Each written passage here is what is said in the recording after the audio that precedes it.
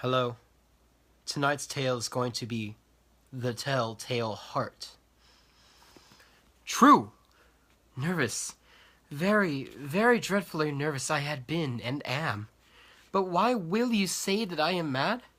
The disease has sharpened my senses, not destroyed, not dulled them. Above all was the sense of hearing acute. I heard all things in the heaven and in the earth. I heard many things in hell. How, then, am I mad? Hearken, and observe how healthily, how calmly I can tell you the whole story. It is impossible to say how first the idea entered my brain, but once conceived, it haunted me day and night. Object there was none. Passion there was none. I loved the old man. He had never wronged me. He had never given me insult. For his gold I had no desire. I think it was his eye. Yes, it was this. One of his eyes resembled that of a vulture, a pale blue eye with a film over it. Whenever it fell upon me, my blood ran cold, and so by degrees, very gradually, I made up my mind to take the life of the old man, and thus rid myself of the eye forever. Now this is the point. You fancy me mad. Madmen know nothing. But you should have seen me. You should have seen how wisely I proceeded, with what caution, with what foresight, with what dissimulation I went to work. I was never kinder to the old man than during the whole week before I killed him.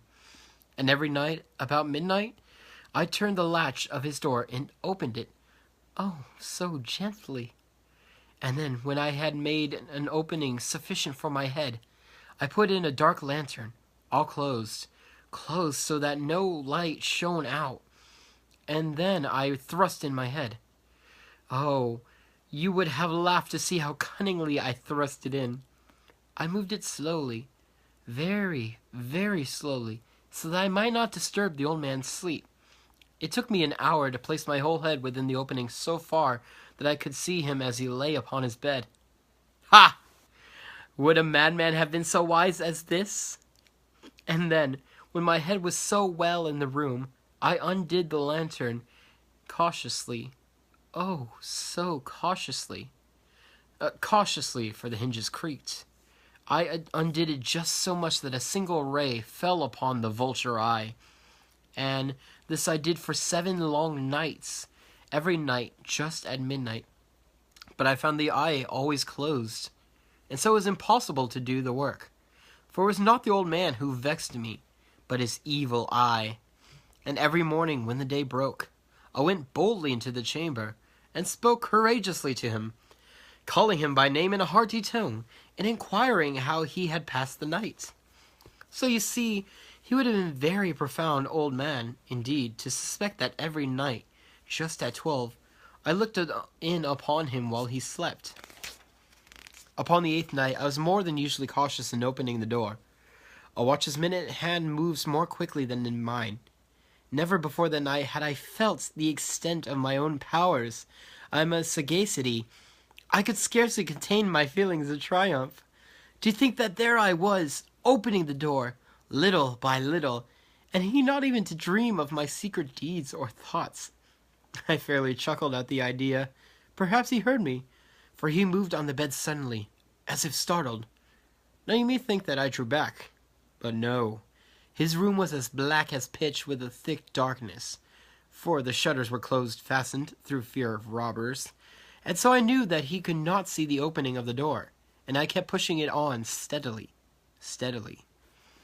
I had my head in, and was about to open the lantern, when my thumb slipped upon the tin fastening, and the old man sprang up in the bed, crying out, "Who's there?" I kept quite still and said nothing. For a whole hour I did not move a muscle, and in the meantime I did not hear him lie down. He was still sitting up in the bed, listening, just as I have done, night after night, hearkening to the death watches in the wall. Presently I heard a slight groan, and I knew it was the groan of mortal terror. It was not a groan of pain or of grief.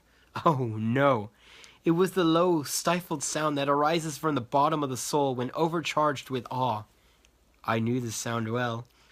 Many a night, Just at midnight, when all the world slept, it has welled up from my own bosom, deepening with its dreadful echo the terrors that distracted me. I say I knew it well. I knew what the old man felt, and pitied him, although I chuckled at heart. I knew that he had been lying awake ever since the first slight noise, when he had turned in the bed. His fears had been ever since growing upon him. He had been trying to fancy them causeless, but could not. He had been saying to himself, "It is nothing but the wind in the chimney. It is only a mouse crossing the floor." Or, "It is merely a cricket which has made a single chirp." Yes, he has been trying to comfort himself with these suppositions, but he had found all in vain. All in vain.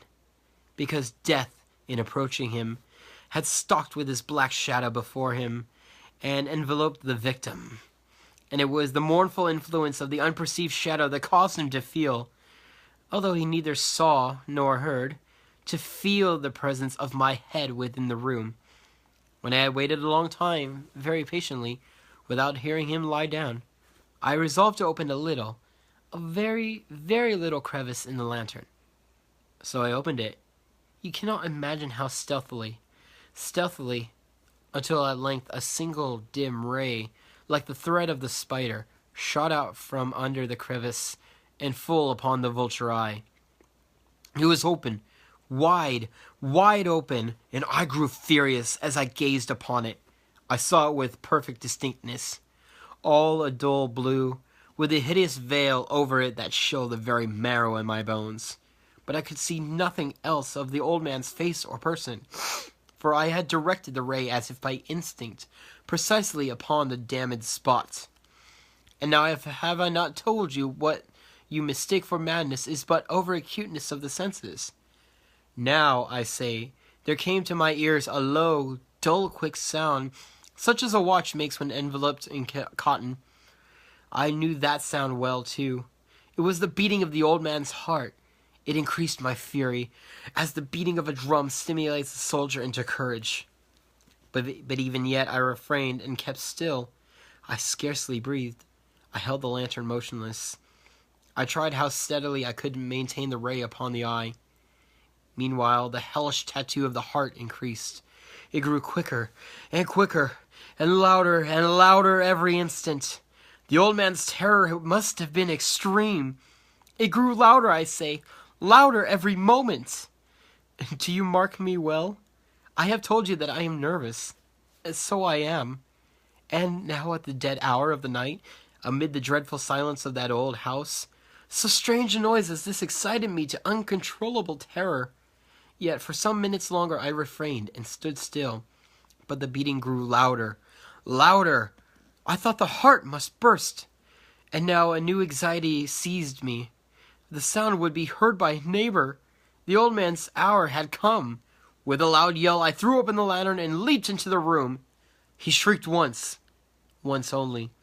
In an instant I dragged him to the floor and pulled a heavy bed over him. I then smiled gaily to find the deed so far done. But for many minutes the heart beat on with a muffled sound. This, however, did not vex me. It would not be heard through the wall. At length it ceased. The old man was dead. I removed the bed and examined the corpse. Yes, he was stone dead.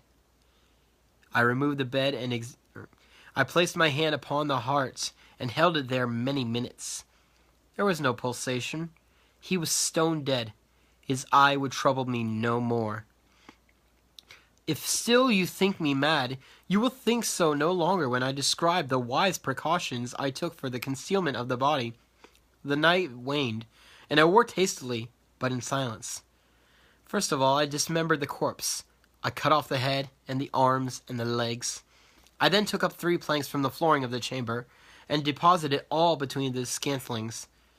I then replaced the boards so cleverly, so cunningly, that no human eye, not even his, could have detected anything wrong. There was nothing to wash out, no stain of any kind, no blood spot whatever. I had been too wary for that. A tub had caught all. When I had made an end of these labors, it was 4 o'clock, still dark as midnight. As the bells sounded the hour, there came a knocking at the street door. I went down to open it with a light heart, for what had I now to fear? There entered 3 men, who introduced themselves with perfect suavity as officers of the police. A shriek had been heard by a neighbor during the night. Suspicion of foul play had been aroused. Information had been lodged at the police office, and they, the officers, had been deputed to search the premises. I smiled. For what had I to fear? I bade the gentleman welcome. The shriek, I said, was my own in a dream. The old man, I mentioned, was absent in the country. I took my visitors all over the house. I bade them search well. I led them at length to his chamber. I showed him his treasures, secure, undisturbed. In the enthusiasm of my confidence, I brought chairs into the room and desired them here to rest from their fatigues, while I myself, in the wild audacity of my perfect triumph, placed my own seat upon the very spot beneath which reposed the corpse of the victim. The officers were satisfied. My manner had convinced them. I was singularly at ease. They sat, and while I answered cheerily, they chatted familiar things. But ere long, I felt myself getting pale and wished them gone. My head ached, and I fancied a ringing in my ears. But still they sat and still chatted. The ringing became more distinct. It continued and became more distinct. I talked more freely to get rid of the feeling, but it continued and gained definitiveness, until at length I found that the noise was not within my ears. No doubt I grew very pale, but I talked more fluently and with a heightened voice. Yet the sound increased, and what could I do? It was a low, dull, quick sound, and much such a sound as a watch makes when enveloped in cotton. I gasped for breath, and yet the officers heard it not. I talked more quickly, more vehemently, but the noise steadily increased. I rose and argued about trifles in a high key with violent gesticulations, but the noise steadily increased. Why would they not be gone? I paced the floor to and fro, with heavy strides, as if excited to fury by the observation of the men. But the noise steadily increased. Oh God! What could I do? I foamed. I raved. I swore. I swung the chair upon which I had been sitting, and grated it upon the boards. But the noise arose over all and continuously increased. It grew louder, louder, louder. And still the men chatted pleasantly, and smiled. Was it possible they heard not? Almighty God! No, no, they heard. They suspected. They knew. They were making a mockery of my horror. This I thought, and this I think. But anything was better than this agony, and anything was more tolerable than this derision. I could bear these hypocritical smiles no longer. I felt that I must scream or die. And now, again, hark! Louder! Louder! Louder! Louder! Villains! I shrieked. Dissemble no more! I admit the deed! Tear up the planks! Here! Here! It is the beating of his hideous heart!